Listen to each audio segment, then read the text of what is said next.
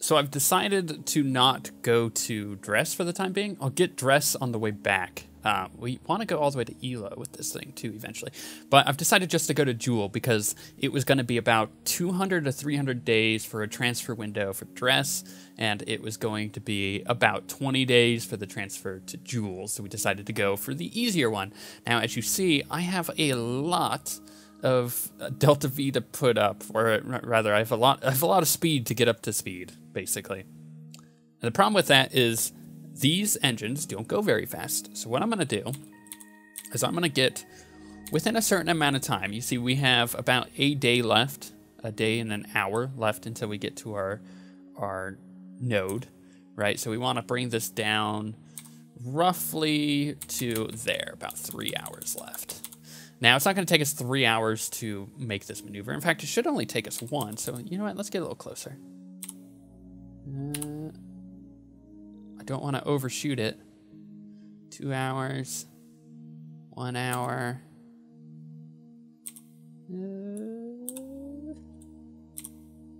There. That's close enough.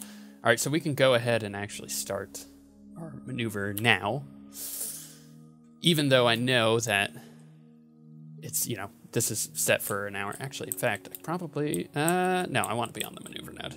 As close as I can get, though. And you see this takes forever.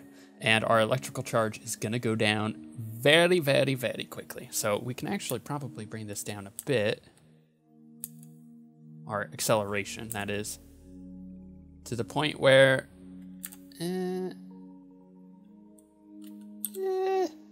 There's a few things we could do. The problem is that we're not within the range of the sun. So while I'm accelerating, I'm not actually very, you know, lit up here. So my solar panels aren't doing the job. But that is why we have these. So it can at least give us a little bit of thrust as we're going along.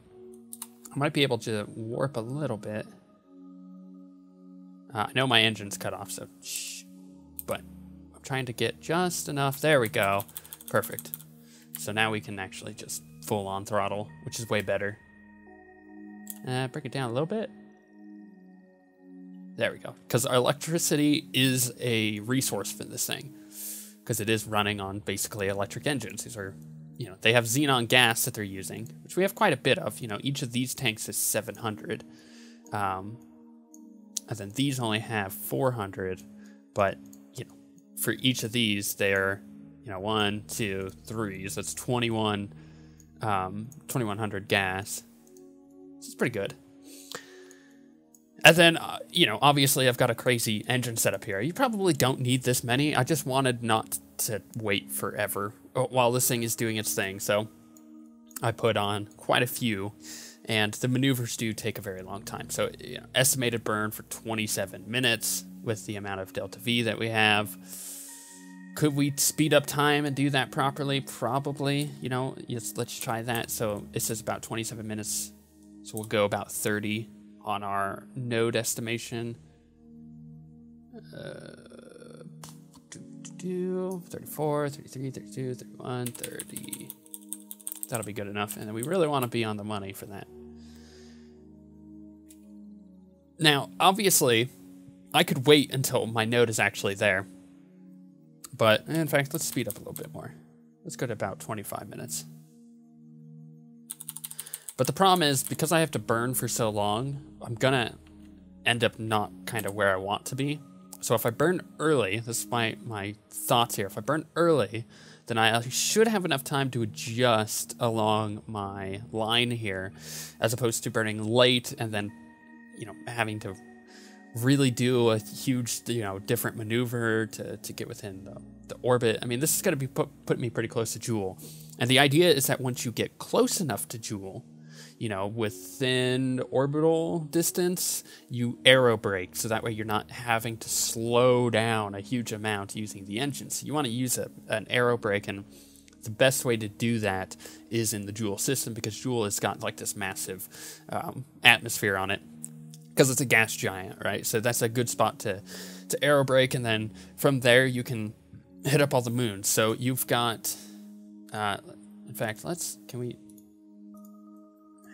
Is this thing just going to keep going? I do just want to look at Jool, but I don't think that it will let me. It may. Is it? Focus view. There we go. And our ship is still going. Perfect. So if you see Jool, Jool itself is, you know, like I said, it's a gas giant, which is cool. It apparently has Aurora Borealis. Okay. But it's got all these moons. So you have, you know, Vol, Tylo, Laythe, Bop, and then there's this outer one of Paul. And because it has all these moons, you could potentially pick up a lot of science here.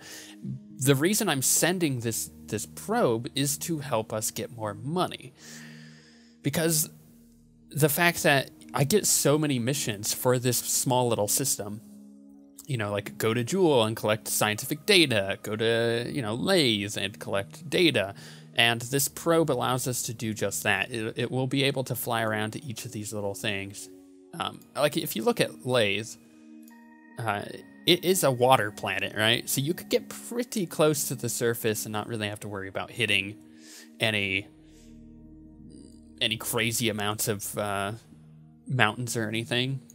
You know, like if you're really low on the moon, you have the chance of hitting some of the crazy mountains that are going on. But with this, it's just kind of like, you know, it apparently has clouds. Maybe there's an atmosphere, you know, we won't know until we get there with this probe.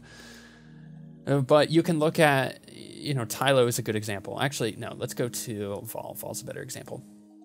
It's just like a kind of Minmus-like planet, right? So it has more mountains and stuff. You can actually slow down enough with this craft to land it on some of these moons to be able to get even more science, which is why I have, you know, all of this scientific data on it. So let's go back to the horizon. Now, the horizon itself has, it's doing its thing. Very slowly, you can see it's very slowly doing its thing. In fact, have we escaped? We have. So our orbit is very slowly changing, as you can see. But this thing has all of that scientific, you know, stuff that we need. The only thing it doesn't have is the goo container. In fact, it does have, if I can get close enough, a materials bay there, you see? Observed materials bay. So we could use that potentially. And some of these are repeatable, like the temperature right there is repeatable. Obviously, the bit up here is repeatable using the camera and all that. So there's a lot of stuff we could do with this, which is why I'm using it. So I did want to point out, because to cross over from the previous episode of not necessarily a tutorial, but, you know, showing you how you could complete a lot of contracts. This is one of them. It's a really easy way to complete contracts because you're basically just going around and doing as many missions as possible. So why not have a craft that can fulfill that for you, right? So that's exactly what we're doing. And we're using up quite a bit of our xenon gas. So we should be about half when we get into the Jool system. Or from there, you don't really need too much, you know, putting around to get around to all the moons. So this right here, you know, the 3,000 meters per second that we had to change our velocity on isn't really going to make too much of a difference, you know, in the long run, because when we're in the Jool system, you're looking at maybe 800, you know, on average. So you can get around to several of the moons. And if I ever wanted to, I could send a craft to refuel the xenon gas on this. Because using Kerbal attachment system, you can attach fuel lines and then transfer gas that way. So that may be something that we do in the future, depending on how successful this thing is. But yeah, this is all kind of it's, you know, we're testing this thing. We're seeing exactly how well it'll do in another system. And if this is useful enough, then we may send more of these Horizon probes out. Otherwise, you know, not too much plans on sending other probes. We do want to hit up a probe on Elo and Dress. That's why I wanted to go to Dress. But as far as Eve is concerned, we may send an atmospheric probe to actually land on Eve. So like an aircraft to land on Eve without anybody on it. And do some atmospheric data sampling there, so we know whether or not we should send a spacecraft there, because we want to be able to get our Kerbals back, and that is the most important thing. So let's wait for this to do its thing for quite a while here. while we're making this maneuver, let's do some fun facts. Science, we're gonna do some learning. As of making this video, the Dawn spacecraft is estimated to arrive in orbit around Ceres, the dwarf planet, between, I think, Friday, March 6th, and maybe Saturday. Apparently that's what this is saying. And if you didn't know, the Ceres dwarf planet is in the main belt of asteroids between Mars and Jupiter.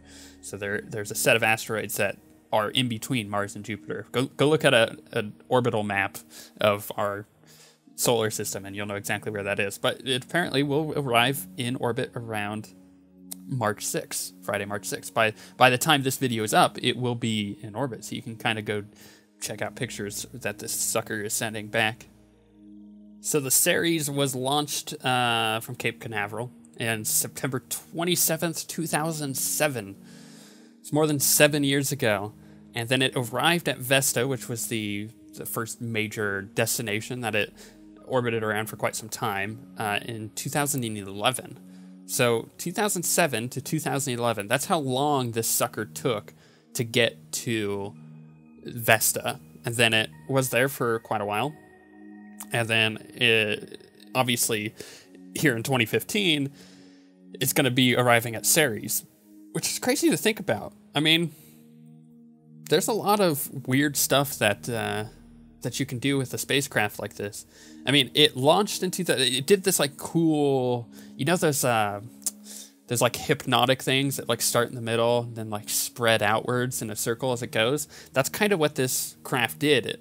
It launched and then it used in February of 2009, it used Mars for gravity assist to get it to Vesta in August of 2011. And then in May of 2011, it left Vesta to get to Ceres, or that will be arriving in Ceres this week, which is, it's kind of cool to think about how this like little tiny probe that is much smaller than ours, right? Ours is fairly big, went using just ion propulsion to get to this crazy like dwarf planet. It's a really cool thing, and a lot of people don't know about this mission or didn't know about this mission heavily until recently with it getting to Ceres, because it's so weird of a thing. It's this craft is powered by ion propulsion, which is really, really efficient. It's low delta V, but it is really, really efficient, and it is getting to these other planets without much of an issue, which is pretty cool. It's able to maneuver, which is really important. Now, what I'm curious about is I'm trying to figure out whether or not it's using Ceres as a gravity assist to put it around and get in orbit around Ceres, because the end of its mission is in July of this year. That's when the mission is over. But are they going to keep the sucker around, or is like, what is it going to do? I'm really, really curious. Yay, we're about halfway there. I'm getting so tired, so sleepy. I might fall asleep watching this thing go. Now that we're on escape trajectory out of Kerbal, we technically shouldn't run out of sunlight. We should be perpetually able to face the sun in some way or another with all of these solar panels. It makes me wonder if I should have put more solar panels on it, because it's just barely not enough. Like, if I was at full throttle, it would be going down a bit quicker, but it's slightly under that. It makes me wonder in my future iterations of the Horizon if I should add more to it. I think that's probably a wise plan. But yeah, because like if you look at it this way, we're going to be out of the orbit of any, body in this solar system except for the sun. And because of that, we won't be getting behind anything. Like if, let's say Eve is right there, right? So if we zoomed in, and where's Kerbal? So it's about like that. So it would be, Eve is off over that direction, right?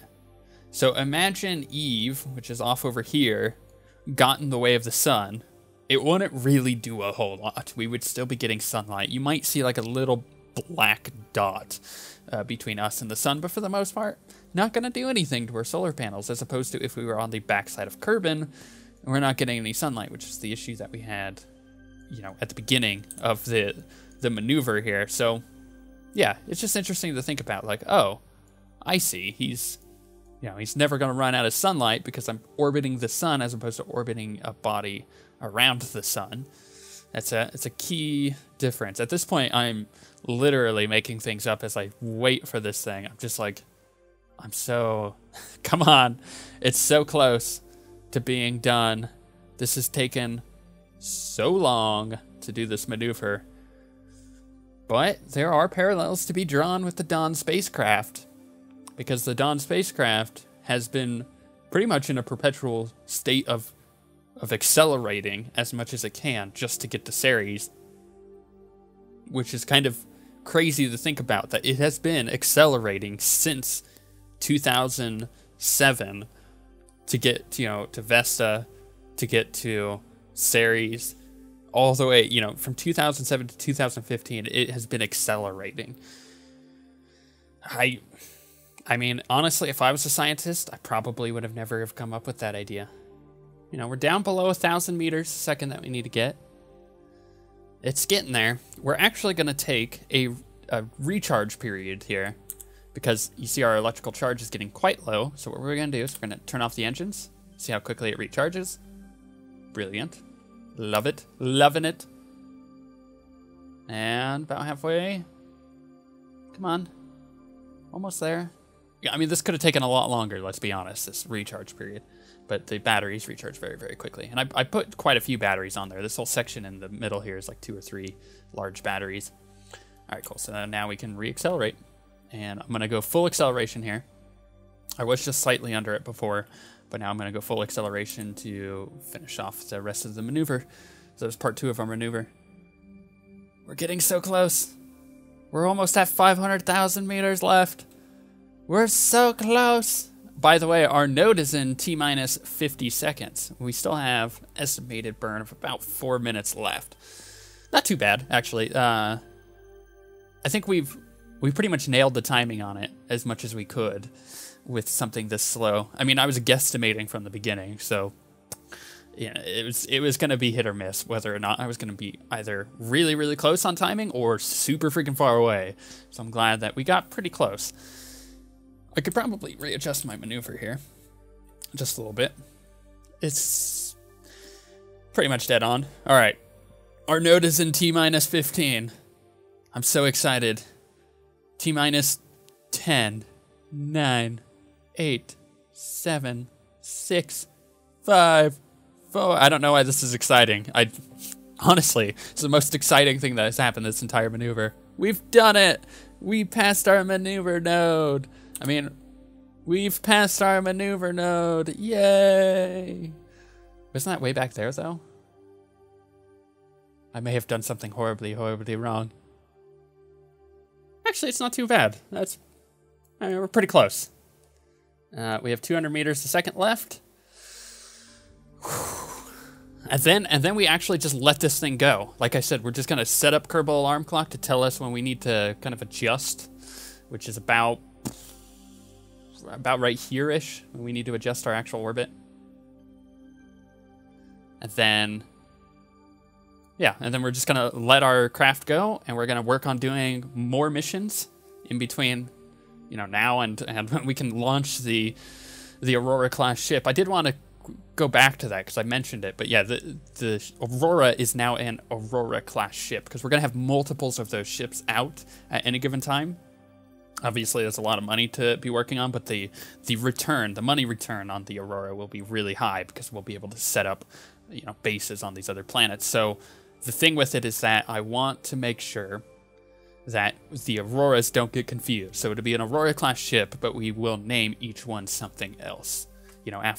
After maybe a great Kerbal general or something. I don't know. Whoa, we did it.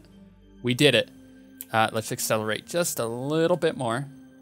I want to get my periapsis as close as I can. Whoa, what happened? I still have an encounter, but There it is. Okay.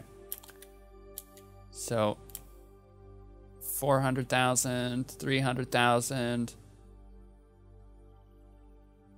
200, and that's about as good as we're gonna get, I think. Let's get rid of that. Boom. We've done it.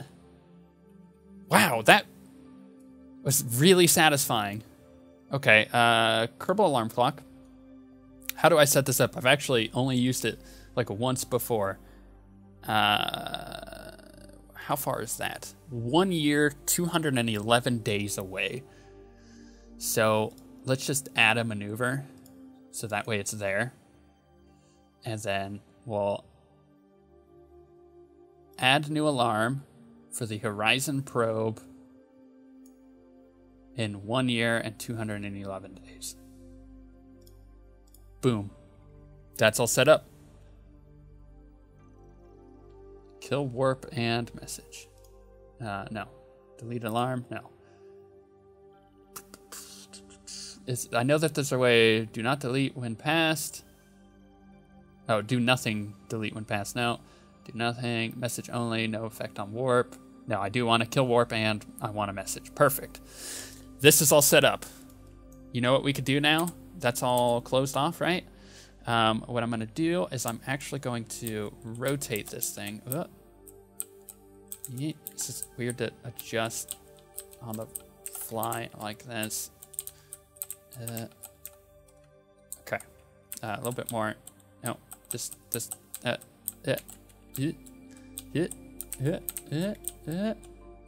perfect.